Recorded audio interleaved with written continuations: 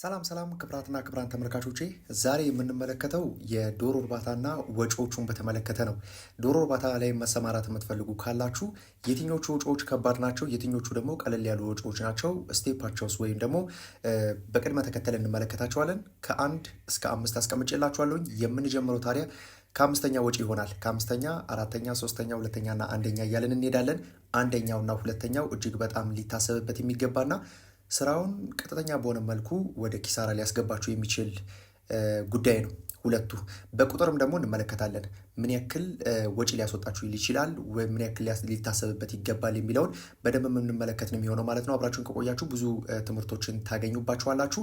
ስልጠናዎችን የምትፈልጉ ካላችሁ 90ኛ ዙር ላይ ደርሰናል። እጅግ በጣም በስልጠና አሰጣጣችን እየላቅን እየተሻሻልን እንዲሁም ደግሞ ሳይንስንና ልምድን አጣምረን ለተከታታይ 3 ቀናት ስልጠናዎችን እየሰጠን ነው የምንገኘውና ሻይ ቡና የምትሉባቸውን ቦታዎች አመቻችተን በተግባር የምትጎበኙትን ቦታ አዘጋጅተን 90ኛ ዙር ላይ ደርሰን እንደምትመለከቱት ደግሞ የተለያዩ ቦታዎች እየተጓዝን ደግሞ ለእርባታ የሚሆኑ ምቹ የሆኑ እርባታዎችን ለመፍጠር እንዲህ አይነት ቤቶችን፣ መጋዘኖችን፣ ፋብሪካዎችንም ደግሞ እያስተካከልን እንገኛለን።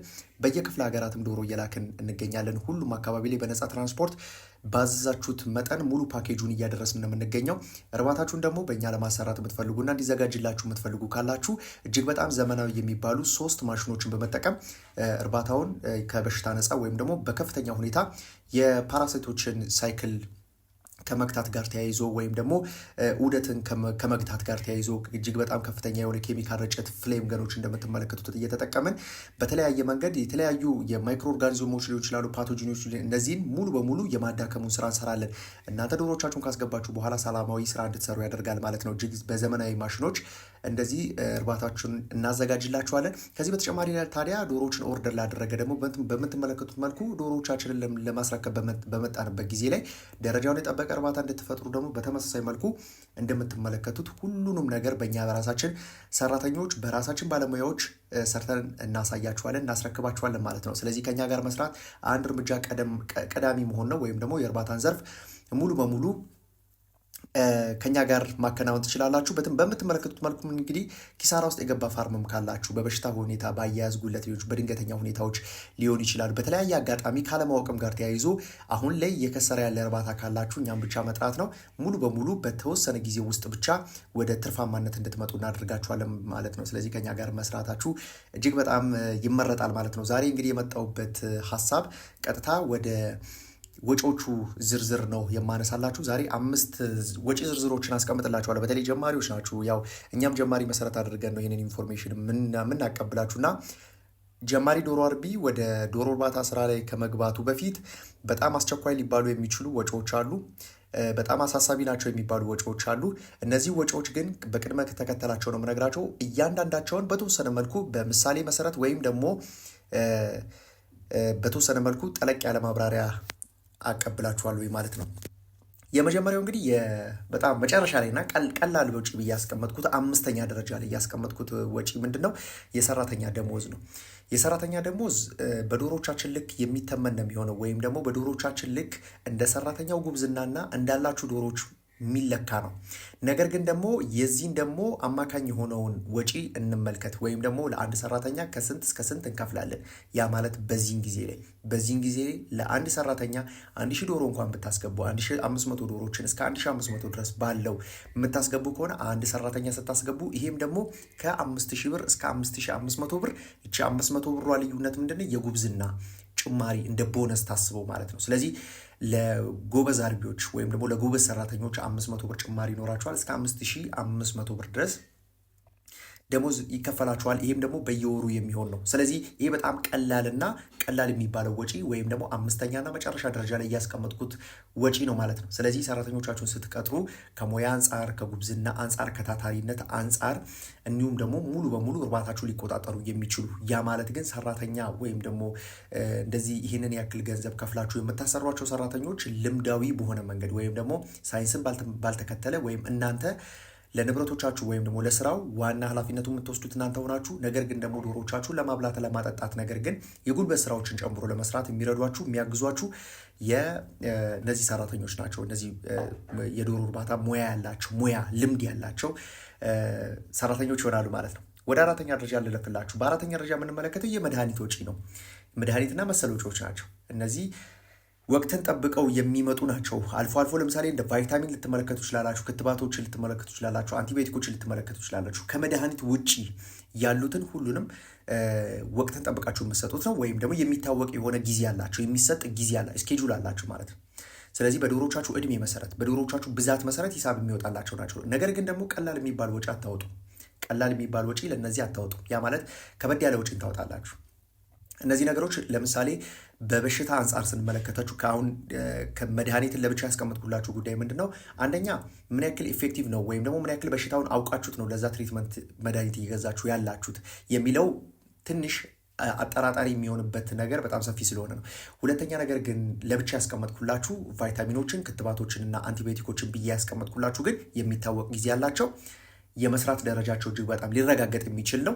ይህን ያክል ቢሰራም ባይሰራም ጉዳት ሊያመጣ የሚችል አይነት ጉዳይ አይደለም። ስለዚህ ለሁለት ከፍለን እንመለከታል። ነገር ግን ደግሞ በሽታ እርባታ ውስጥ ገባ፣ ወረርሽኝ እርባታ ውስጥ ገባ፣ ተከስቷል፣ የሆነ በሽታ ተከስቷል ብላችሁ ካሰባችሁ ግን ያንን በሽታ በትክክል ማወቁ የመድኃኒት ወጪ ላይ ከፍተኛ የሆነ ልዩነት እንዲያመጣ ያደርጋል። ያ ማለት በትክክል መድኃኒቱን በሽታውን ካወቃችሁ ትክክለኛውን መድኃኒት ተጠቀማችሁ ማለት ነው። ስለዚህ ለተለያየ ድግሞች አትዳረጉም ማለት ነው።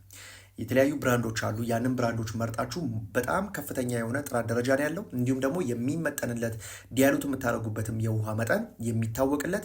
ስለዚህ ለፕሪቨንሽን ነው ወይስ ለትሪትመንት ነው የሚለውንም መለየት አስፈላጊ ነው። ይሄ ሁሉ የመድኃኒት ወጪያችሁ ላይ ልዩነት እንዲያመጣ ያደርጋል ማለት ነው።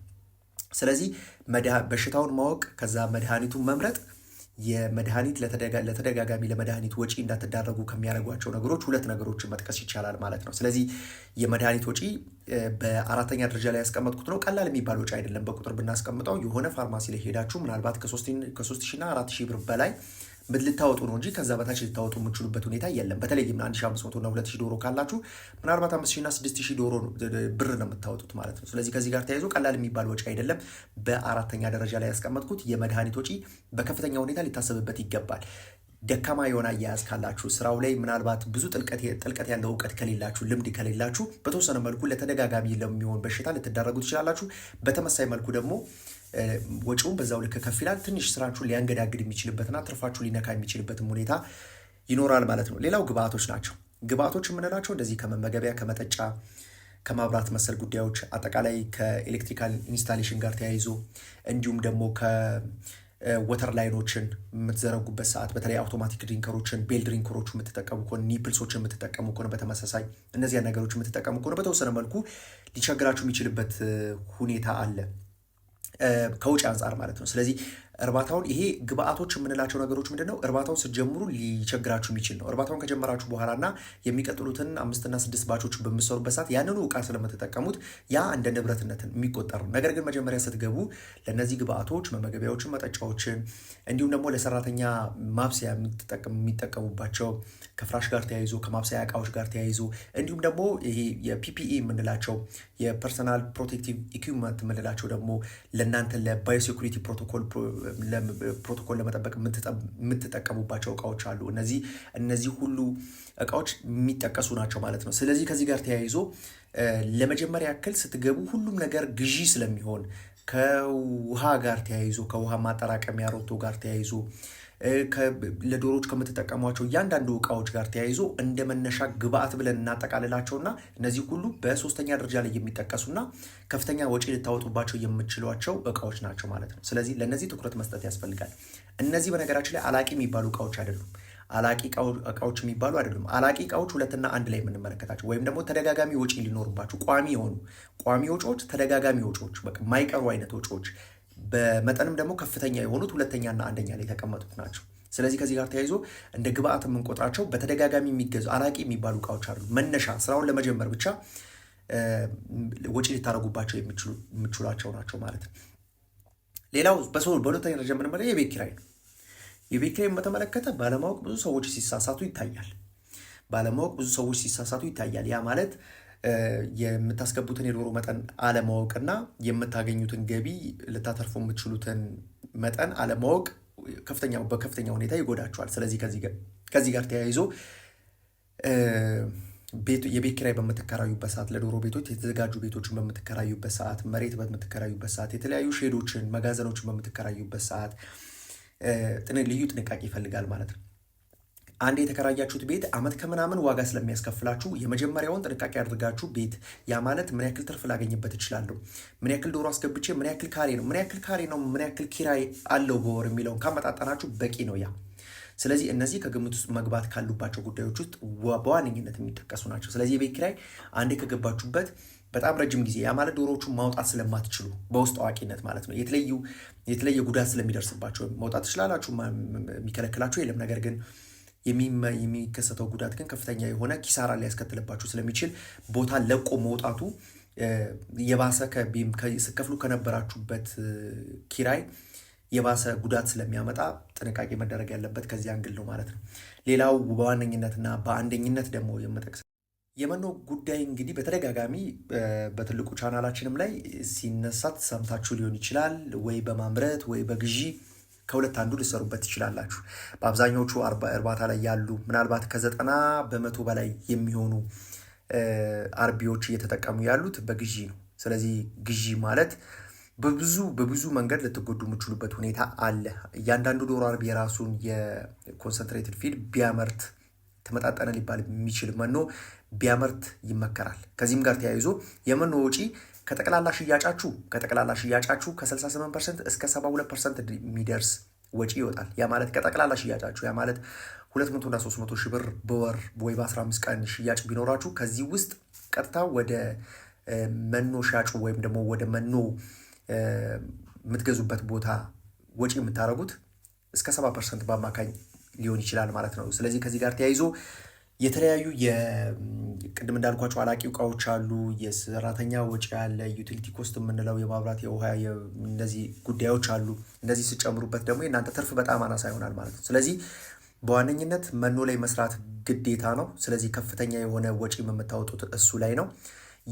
ሌላው ስለ ወጪ ብቻ አይደለም በእርግጥ መነሳትም ያለበት ስለ ወጪ ብቻ ሳይሆን የመኖ መበላሸት ስራን ያበላሻል። ወይም ደግሞ እኔ በተረዳሁበት ወይም ደግሞ እስካሁን በሄድኩባቸው መንገዶች ውስጥ መኖ ለማምረት ባደረግኳቸው ጥረቶች ውስጥ በጣም ዝቅተኛ ኳሊቲ ያለው መኖ አምርቼ ምን ያክል ጉዳት እንደደረሰብኝ ስለማቅ ምናልባትም የመኖ አመራረት ጋር ተያይዞ ከፍተኛ እውቀት ሊኖራችሁ ይገባል። አይሰራም የሚባልበት ደረጃ ግን አይደለም። ወይም አይመረትም አይባልም፣ ለማምረት ይከብዳልም አይባልም። ዋናው ፍላጎት ታታሪነት ካለ መኖ ማምረት ይቻላል።